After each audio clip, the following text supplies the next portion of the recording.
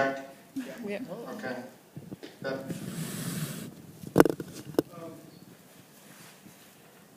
So today I'm going to be talking about a little bit of perspective on the Columbia River. Is this still on? Barely. And from my perspective, growing up in the Columbia River Basin, I'm not going to be talking too much, well, I won't be talking at all about our fun stuff that we're doing in the lab. I'm going to talk more about a kind of a personal perspective of Aboriginal fisheries in the Columbia River and kind of what I've seen through my time there. And so, first of all, I'm a member of the Confederated Tribes Umatilla Indian Reservation. So you can see here, this is a traditional territory area here, and you can see the Umatilla Cayuse, I don't have a pointer, and Nez Perce. So the Cayuse and the Nez Perce are basically intermarried groups from Idaho and northeast Oregon. And so this is the Columbia up here, you can see the blue, and it's running into the Snake River drainage, and then up into the upper Columbia, which goes up into Canada as well. And so these are basically overlapping areas with other tribes and shared resource areas. So what some of my earliest experiences, I'm not in this picture, I just want to show, this is a traditional method of catching salmon. This is up on the John Day Basin. And, but when I was younger, we would go up into the Snake River Basin. Now the spring chinook are virtually extinct in the Snake system. But in the 70s, there were still fish, and we were still able to go out and catch fish, and in this case, gaff fish. This is one of our traditional methods where you're coming along the stream, and usually in family groups, and you're poking along with your lodgepole pine with a gaff hook on the end, and you poke under the banks, and you can scare out the salmon out from underneath the banks during the day, and then people, we just gaff the fish. You have to be sort of skilled to do that because the fish really take off and move pretty fast. And also you can feel in the deeper holes with the gaff hooks as well, and you gaff the fish as well. Also, gift netting is done in the tributary areas. This is just to give you an example here. One of my first early experiences in the 70s was with my uncle and my cousins. We were on Catherine Creek, and I was too young to gaff, and so my uncle gave me the job of packing salmon. So my older cousins were like doing the fishing, and I remember the first one, the spring chinook that Amos, my cousin, actually gaffed, and he gaffed it, it was huge. Right? And so I spent the rest of the day like packing around, dragging this fish all day long, but it was like my eyes were, I was told my eyes were like saucers. And so that was some of the early experiences of catching fish back in the 70s in the Snake Basin. It was actually the Grand Ronde. And from there on, there were teachings about that were handed down from our elders. Usually, a lot of times it's sweat lodges, and so that's where a lot of the learning is taking place. But I just wanted to show this is sort of our seasonal round of traditional foods. And so some of you already know, of course we study fisheries here, but a lot of these other resources are very important to our people. And so as these foods come into season, we have these seasonal rounds. And we still practice this today. This is a traditional perspective on foods. Of course, we still shop with everybody else, and the kids want to go to McDonald's and all that. But this is still very important for us. And we still have honoring ceremonies, first salmon ceremonies and such, honoring these foods as they come back.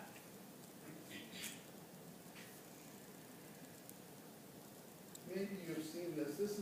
I put this together. This is kind of a traditional view of the first foods, or traditional foods. And so the first one on the left, the water, choosh, this is considered the most important, starting off with. And from our creation stories, first is the water, then comes the land. And then from that, we have these other beings arriving. And so, and there's also this relationship, and it's tied in, the resources are tied in with religion, cultural values and such. And so, there's a story that goes along with these foods. I'm not going to go into it too much, but you should know that water comes first, and when we have our celebrations, it's the first thing that we drink. We have water is celebrated, called out, and then we drink the water. And then we have a piece of salmon, a deer, the roots, and the huckleberries. So these are all called out by name. And then under each one of these, it's believed that the first one to take care of the people was the salmon. So it's believed to be kind of like the leader. And then the rest of the fish follow after the salmon. So it's not just about salmon. But a lot of times you'll hear a lot about salmon in the Columbia because there's a lot about money, right? But there's a lot of other species that are important to our people traditionally that aren't being, people aren't paying attention to. And so,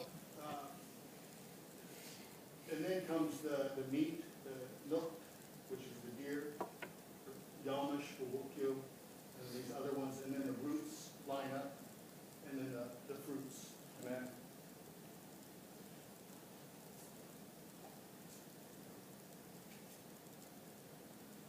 So, straight away we have, I'll talk about the Treaty of 1855. Now, this Treaty of 1855, in the States, the treaties process was a little different. We fought against the federal government, and people died in wars against the federal government. It's a softer colonialism probably in Canada. We actually were, the Treaty of 1855 followed the Cayuse Wars of 1847 to 1849, where we got tired of disease and being wiped out, and so we came in and wiped out the missionaries and our war chiefs, and then there was a big conflict in the whole territory. Then we had the Treaty of 1855 to try to settle down, everything, avoid further war and conflict. But, so it was a forced mechanism for settlement, and it acquired rights from my ancestors for non-natives to settle. But we did not cede, we ceded land and we agreed upon a reserve, but we reserved Aboriginal rights to all these foods that I'm talking about. So that's why the foods are so important, that's why fish are so important. And I'm sure that we wouldn't have signed the treaty and things would have continued to get worse if this wasn't agreed to. So that's why the exclusive rights to fish were mentioned in the treaty, as well as these other foods, the deer. We even have rights to go to Montana from Oregon to harvest bison in our treaty. So, but to do that in the old days, it was like warfare with the Sioux. Anyway,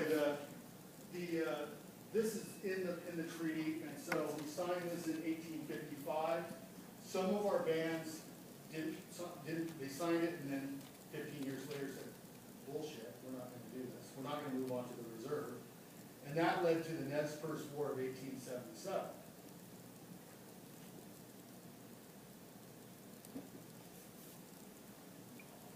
So this is in the treaty minutes, the exclusive right of taking fish. It's not just on the reserve. We also have usual and accustomed areas, which means anywhere we used to fish. And I remember, exercising exercising these rights, and my uncle would say, "Okay, son, if you go out fishing, even if you're walking along the stream, you're exercising your right. Nobody can stop you. So, you know, there would be, I had several instances where I had the police called on me in Wallowa Lake areas if I was out fishing, and the police showed up and said I was out of season. And so we had run-ins with the law, but they could never really do anything about it because we have these exclusive rights in these areas. Problem is a lot of our membership, you know, there's a huge area, and a lot of people are ignorant of these rights. So part of the mission is to educate people about these exclusive rights. So what does it mean between the U.S. and the tribes? Well, the treaty can only be made with sovereign nations, and it's supreme law of the land within the United States. And this is basically it's all based on the foundation of doctrine of discovery, which gives colonizers the right to title to the land. So in order to get that, they have to pay, and that is the treaty. So the treaty is the mechanism and the payment to get the land. And just to show you this is a document that we have dug up from, some researcher dug it up in Washington, D.C., and I found it interesting. You can see here, this is us here. We seeded 4 million, but it's been corrected, it's 6.4 million acres. And they were able to acquire the seeded land at about 4 cents an acre. So that gives you an idea of what we're talking about. And this lovely piece of artwork. This is artwork, I think it was in the 1880s. This is depicting Manifest Destiny. And she has the book of education in her arm. And so this was the attitude. The attitude was there was a divine right for non-native people to come sweep across and utilize the land, settle the land. So what I want to talk about also is there's a long, long history of continuous fishing at Celilo Falls. Celilo Falls was at the center of trade in the Columbia. There's another location further up called Kettle Falls, further up from the Spokanes. It was like Celilo, but not as big as Celilo. They might argue with me, but the Celilo was the big fishery and very productive.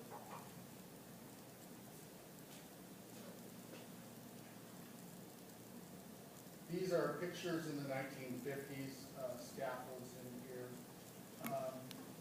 A lot of the fall fishery, fall Chinook were caught here. Spring Chinook were caught in using gaffs usually because the water was very high. And so people would use gaffs to fish the spring Chinook. Also at nighttime in the summer,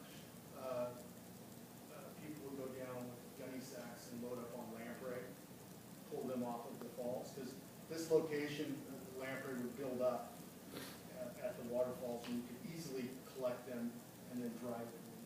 Traditionally, our people didn't dry lamprey and salmon together. There were separate dry sheds for lamprey and salmon. And I'm not sure why, but it might have something to do with the oils or something. So in 1952, I think they started building this dam. This is the Dalles Dam. And so it was completed in 1957. And you can't see, Celilo is a few miles up here from here, but it flooded out Celilo. And at this time, we had never signed any documents agreeing to any dams on the Columbia whatsoever. However, the federal government was bent on putting dams in the Columbia. And so what happened was, for the flooding of Celilo, this fishing site, each of the four groups, Warm Springs, Yakima, Nez Perce, and my tribes, were each paid a lump sum for the flooding. I think it was like, I think we received like $3 million for the actual flooding of Salilo. And so it's pretty interesting. It was done by, negotiated by lawyers, and Charles, of course. And Charles Luce was our attorney, and what they did was they took a big chunk of that money and put it into like a trust account. We put it in a trust account for the tribe. And yeah, for a while there were a lot of rich natives driving around in fancy vehicles for a while, but that disappeared very quickly. And we still want to catch fish, right? But this fund actually started to generate interest, and we are using that for education. And so part of my undergraduate education actually came from this Moose Fund, which was, for my undergraduate, was able to fund me during my schooling. So it's kind of interesting, right, how this works. So of course this led to extraction problems for us in all these different things. Agriculture, from agriculture, fishing, the industrial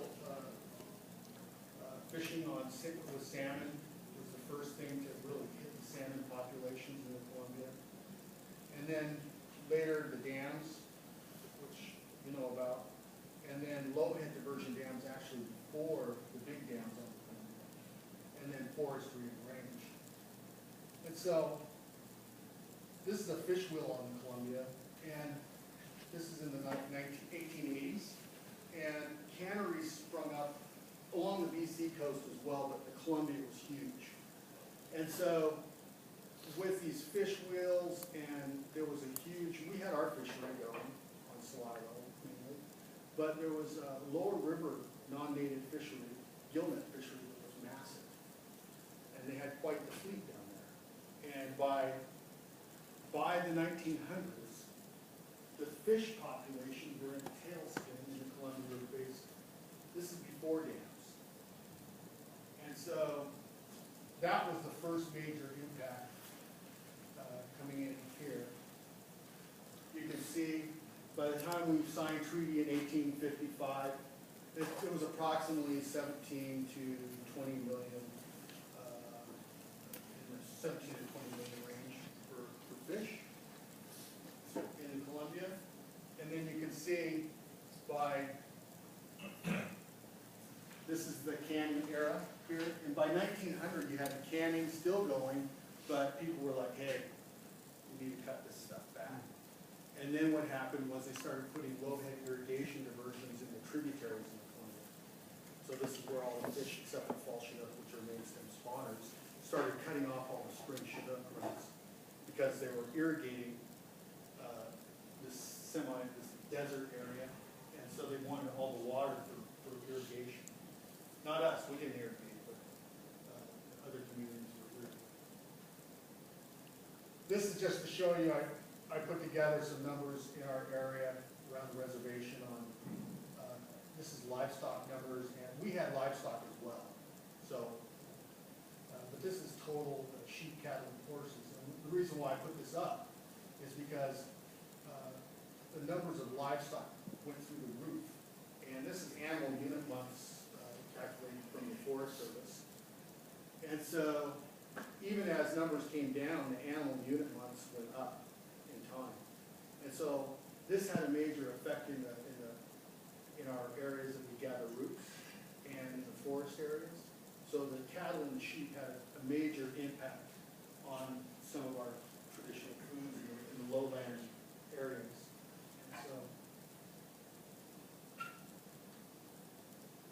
This is the same thing with cropland on the lower towards the rivers and stuff.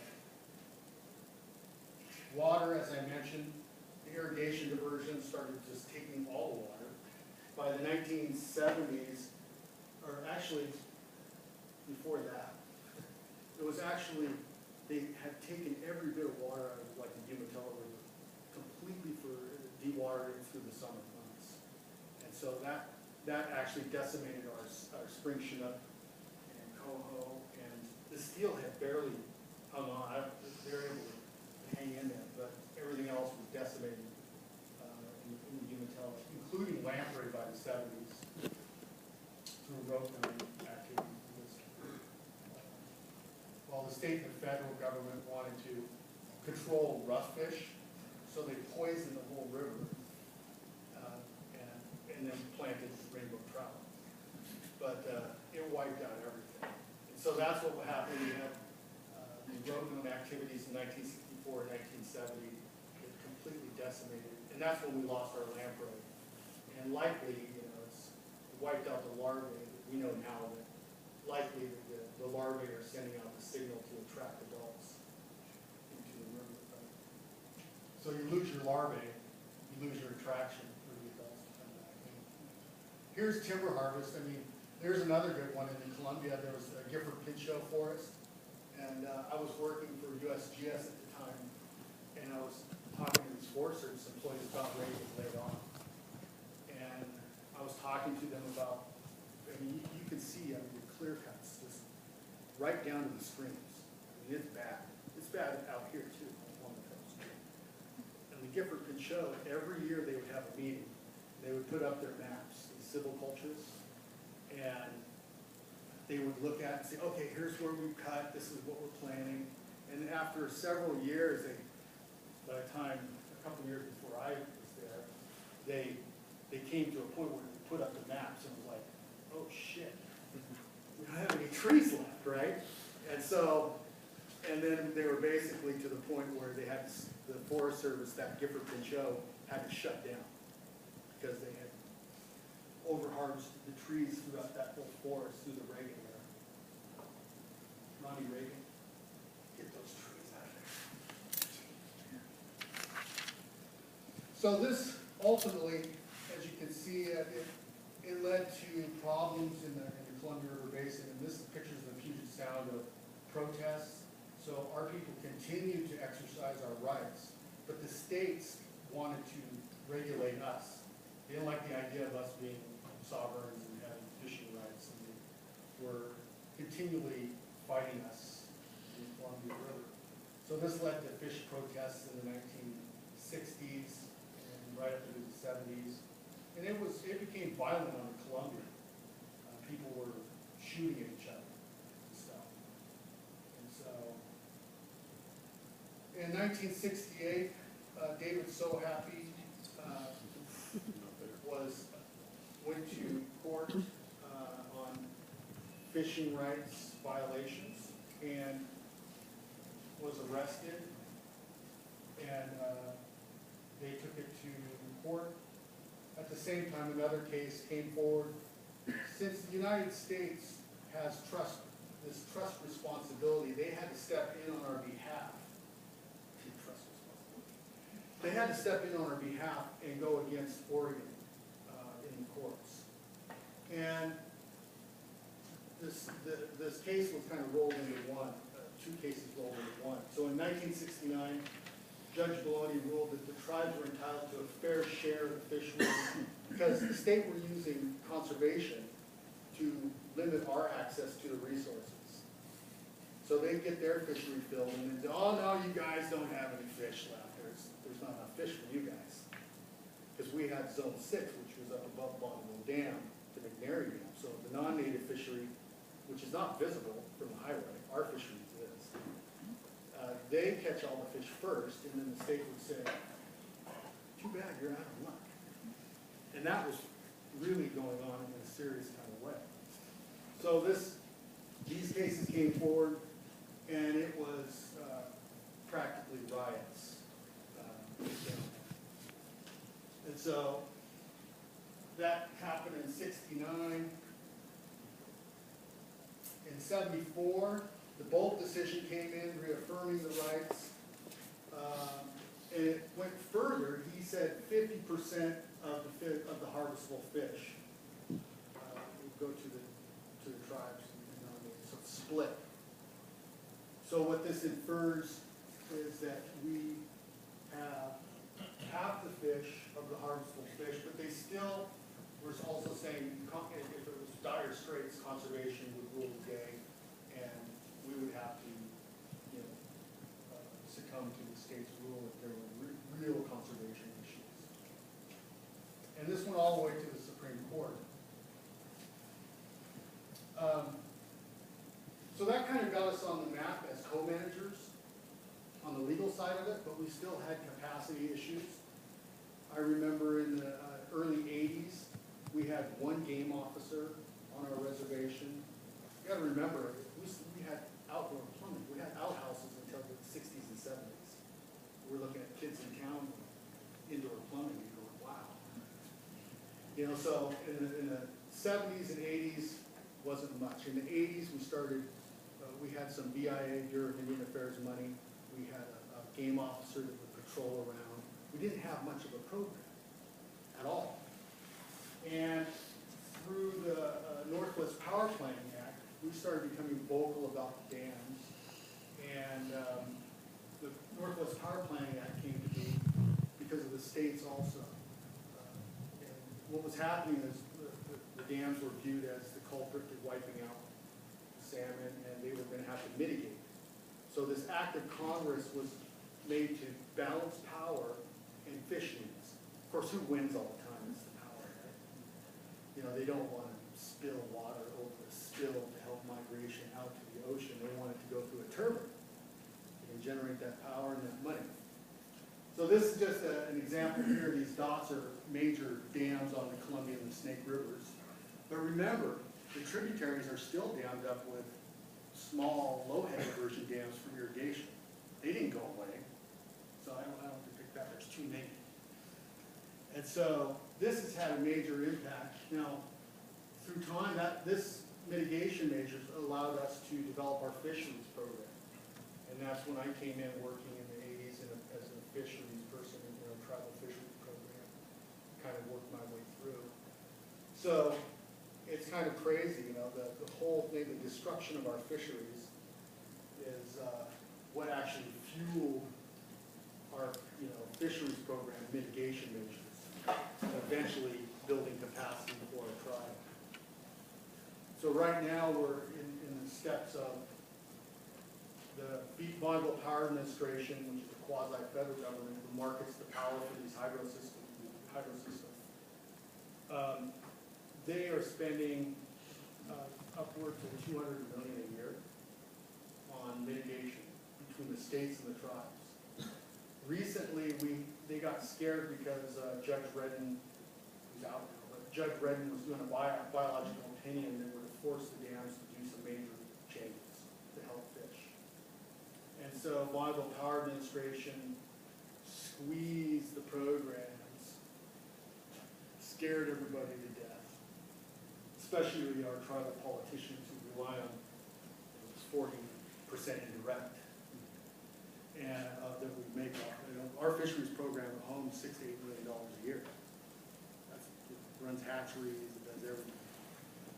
And so you're talking about major amounts of funding and worried about the loss. And so BPA knew that, but they did it really, they were really sneaky. They started squeezing. They used the independent science review panel when it suited them. But if you were agreeable to them, they would ignore the ISRP and just do whatever they wanted to do. So they're really in control of us. But so what happened? They squeezed, and then everybody got scared.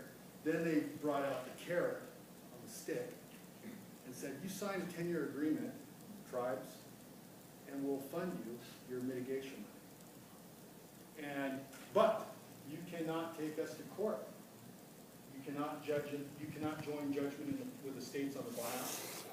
You will shut up, and you will not talk badly about us not spilling water. You will not talk badly about us killing fish. You will not list any endangered species. If you want this money." And sure as shit, our politicians bent and signed away. And so we have these accord agreements that have been signed. And now people are already planning on the next 10 years of accord agreements. And I'm trying to infuse some ideas into some of the leadership of, hey, can we think of a different strategy? I don't really like selling off our treaty rights for this way. You know, we need to have some control over this. There's got to be a different way, because we didn't really get anything out of it. Remember this Northwest Power Planning Act? It's for the government. The governor appoints two people from the state, right? The governor appoints a fish person and an economics person. They sit on this panel, this Conservation Council panel. They're the ones that plan all this stuff out. We, as tribal nations, are not part of this Power Planning Act, but yet they're affecting our treaty resources, right? So I'm like, hey, why aren't we part of this act? I want to chair at the council, and we can squeeze you a different way. But that hasn't happened yet, and we're still sitting there like beggars with a cup on the street for this mitigation money.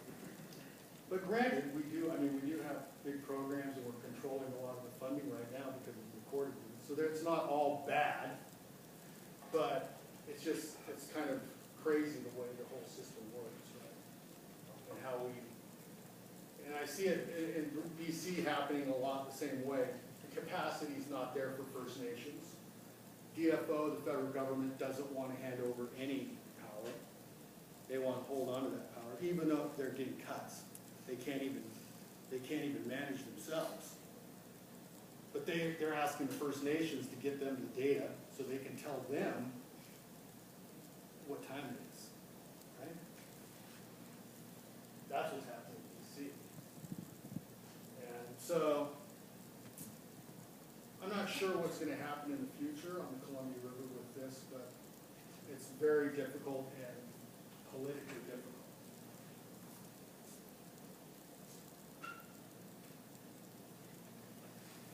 So, you know, we have the Columbia River and Tribal Fish Commission that was formed in the late 70s out of the need for patrolling our own fisheries.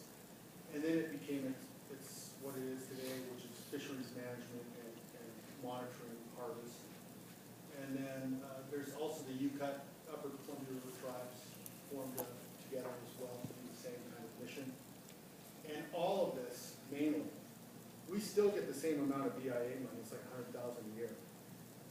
So my question is, eventually, is why is capacity, why is our development and our co-management ability all based on hydropower funding, when it should really be federal? I mean, U.S. Fish and Wildlife Service should be cutting some of their funds and shipping it over our way, but it's not happening that way.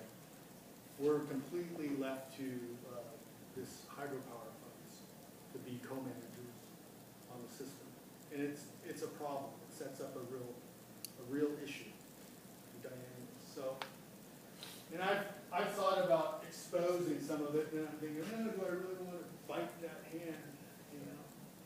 Because things can come back and get you if you do that. So we have to be careful. Because I get some of the funding from the Columbia as well. Anyway, that's about what I have right now. I can open it up to questions. Yeah, that's how long did I go?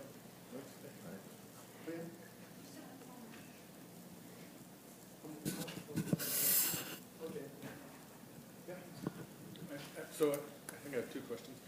First is going right back to the beginning, and you said the water comes first, so you might say that's a water ethic. One of the things I've been interested in is a little bit of reading on Bhutan. They have very much a land ethic, and one of the conflicts there is the desire to build dams has very strong impacts on water, but their land ethic doesn't appear to extend into the water. So it's a little easier in that case. But there's some conflict. In your case, the water ethic, like, is that, we have this in BC where we talk about water use. So is it the presence of water? Is it the seasonality of water? Is it the ecosystem functions of water? And obviously it's everything. Yeah. But how does one articulate that in such a historic and contemporary world? Like I said, right now, if you're talking to our political leaders, when they'll talk about the traditional foods and what I just showed you, typically, they won't start off with water. But traditionally, it is supposed to be water. Water is central to everything. It's the first thing that comes up. It's the first thing that we honor at every traditional meal. So but as far as water policy and stuff, we've developed that. We have water rights. And the problem with this is that whenever we have to try to exercise our water rights or fish rights, we always seem to be going into the master's court to adjudicate these things. And that's problematic when you have a justice system that's built on the doctrine of discovery, a racist Christian thing. And so it's broke. And I think there's some argument by scholars, legal scholars, to just do away with it. Because every piece of Indian law in the United States is built upon that and adopted by Judge Marshall in 1824. And his justification of why the U.S. has the right to do this was doctrine of discovery, which we all know is not right. And they really don't have that. And I'm not sure what the answers are to get to enforce this. Maybe at the UN level at some, but who controls the UN?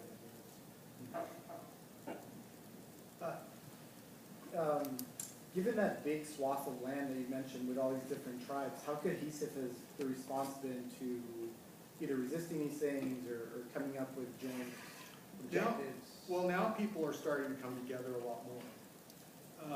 Historically, we were fighting the Shoshones-Bannocks from Idaho and the Blackfeet from Idaho and Blackfeet. But like historically, that was like, and even the Sioux, you know, but now, you know, I say, you know, let's forget about all that. You know, we have bigger fish to fry. And so now people are starting to come together at the National Indian Congress and starting to try to come together and push these issues. But it's only going to happen that way, I think, is if everybody comes together and stands solid. Because what happens with these accords was they got everybody individualized and you know, waved the carrot, and you know, people are hungry, and so they're going to do whatever they can. Yeah.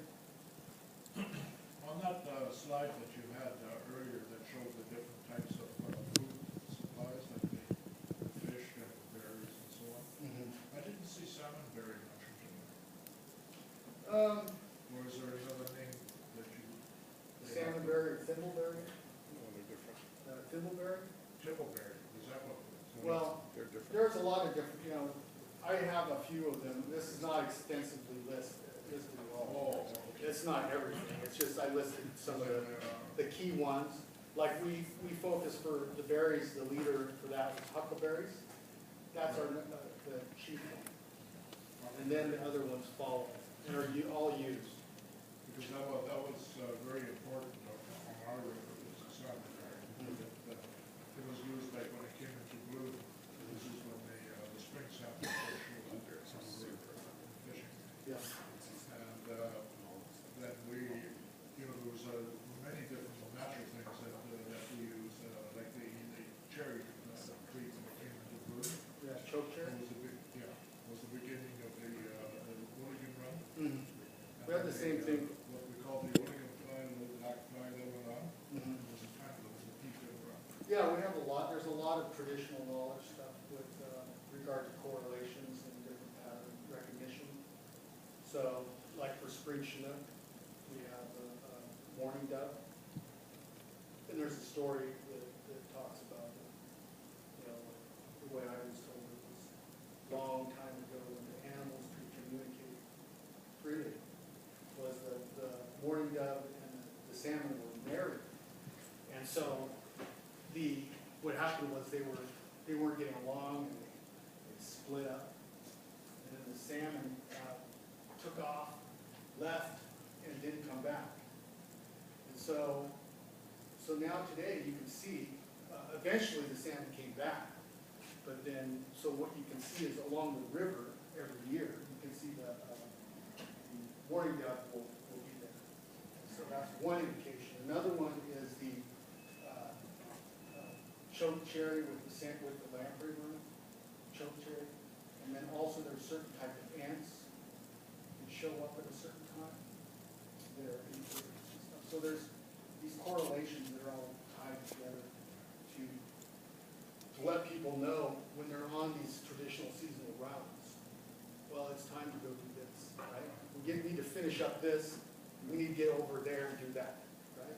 So a lot of people would like finish up with huckleberries and stuff, and then head down to Salila and fish. You know? So it was a seasonal route, and we still have remnants of it, but not. And some of the importance of this is that, like our elders would talk about, you know, the Great Depression era, and they would talk about, well, you know, we didn't have the kinds of issues that everybody else had because we had our foods, our traditional foods. And so people weren't starving around during that. A lot of people were. So I'm not sure if that could hold us today. I'm not sure if the resources are available to sustain us at that level today. It's a little worrisome. If something happened, right, would we still be able to subsist on our foods? Back in the treaty in the 1800s, it said something about exclusive fishing rights, and I was really interested in that word exclusive and what exactly that meant then. And does that mean exclude other people from fishing those areas? I'm not. What did it mean? I'm like an armchair attorney. I don't know what the exclusive, if it really is defined that way. It might be, but it didn't become, when it went through the court system, they ruled it as together, right? So the idea is that the non-native society acquired our rights to settle among us and share the resources. And for fish and salmon, it meant 50%. We gave 50% of the fish to the non-native people to share, not to destroy. Share. Wasn't there some language about There's the other tribes maintain the exclusive right to? Yeah. It seems that almost. It might be, you know, they might have overstepped, you know, and we may not have fought hard enough on certain things. The other thing I deal with all the time is the other parts of the foods, like wildlife. You know, it says also have the privilege of doing this, and it's secured to them. So to me, it's like the language is, okay, it's a right. But since they have this privilege, a lot of people will say, oh no, you don't have, that's just a privilege. But when ruling these things, you're supposed to take all this into kind of like the benefit of the tribe. You can't go the other way, really. And you've got to remember, my ancestors that were signing these documents, well, some of them did, some of them didn't. They were not fluent in English in 1855. They had to rely on interpreters to go through this.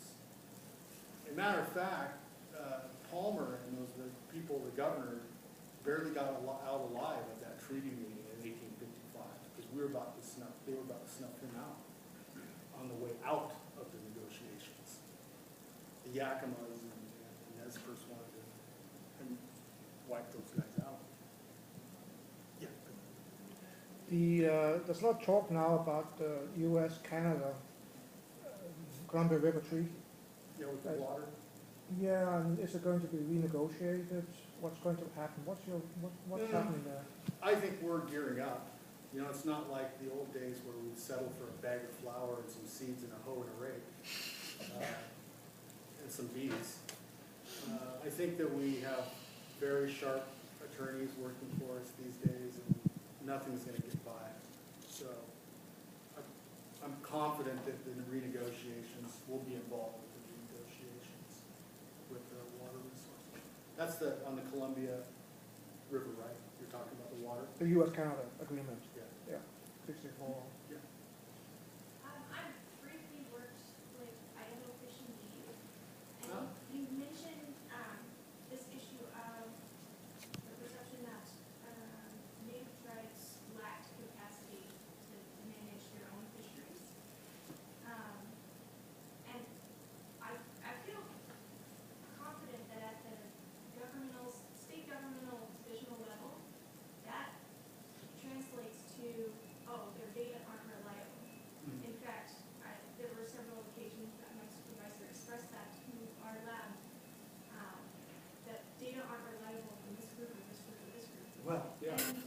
Yeah.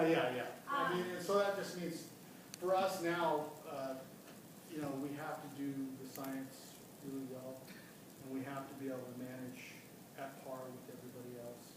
And right now, I mean, it was like that. I don't think that's so much the case today from what I see. It was like that, and however, things I think are changing quite a bit with the capacity within the tribe. Well, my next point was going to be, our lab's experience was not that. In fact, everything ran like a smooth engine, so I'm really surprised that some savvy, high-profile advocate isn't getting in on this Yeah. and bringing this to light. Yeah, the other thing, you know, as far as self-determination and the tribes are concerned, you know, we've had a big push within our own tribe for education. And I think it's still important, and that's part of the reason why I'm here actually today, is to try to assist in that way, and building capacity, because I firmly believe that if we have the skills, we can, you know, fight, you know, we can fight for the resources better if we have those kinds of skills, and science being very crucial in that fight. Is there any relationship with non-native recreational fishers in these areas? It seems like the intentions would be more aligned. There's some. There's when we were talking about drawdowns and spill on the Columbia, the windsurfers got really mad. They said they had the right to be on the river and had the windsurfing economy down by the river. But there's a lot of I can't remember the group. There's different environmental groups that are also teamed up with the tribes on certain issues, and it's certainly the case up here as well on the coast. But in the Columbia, some of it is there, and the alignment is there. What I see a lot of is our political body pandering to non-native groups to say we can work together. We can get fish back in our river. We just need to pump river from the Columbia River water to your fields and leave our water in the river. But we'll utilize our treaty to get you that water. That kind of stuff is negotiations to get to the end point, which is a little bit tricky. One last question. Yeah. Sure. So I'm just wondering, so in 50 years from now, will someone give us a very similar sort of talk? Again, it seems that there's a whole pattern of treaties and agreements that are tied back to money. Yeah. And do you think we're going to have a similar thing that things really haven't improved? In Or BC, well, what in do you BC see in your crystal ball? Yeah, in BC, I think that we're seeing it now. There's a huge push for development of minerals, gas, oil, and all these different industries coming into the area. And they are trying to woo the First Nations into buying into it. And I just heard one, I won't say the group name, but they were, oil company came in and said, well, every one of the tribal members here will get $40,000 if you let us run our pipeline through. You know, and